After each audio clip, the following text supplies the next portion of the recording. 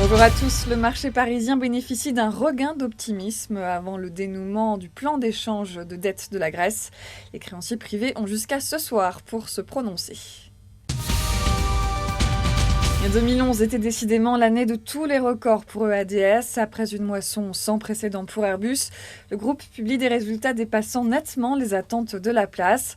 Le chiffre d'affaires 2012 devrait continuer de croître de plus de 6%. Carrefour fait état, comme prévu, d'une chute de 19% de son résultat opérationnel 2011, plombé par ses mauvaises performances en France et en Europe du Sud. JC2Co prévoit de verser un dividende au titre de 2011 après 3 années de suspension à la faveur d'une confortable trésorerie. Et puis Air France KLM, les résultats au 31 décembre sont particulièrement mauvais comme le marché le craignait.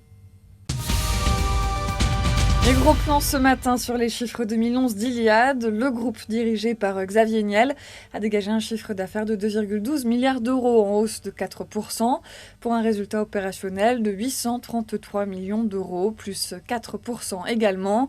La communauté financière attendait les premiers chiffres officiels concernant les abonnés mobiles de Free après le lancement de l'offre le 10 janvier dernier. Eh bien, il faudra attendre mai prochain et la publication du chiffre d'affaires du premier trimestre pour être fixé.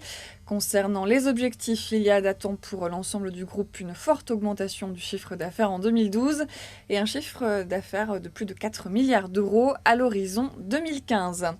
C'est la fin de ce flash, on se retrouve tout à l'heure à midi.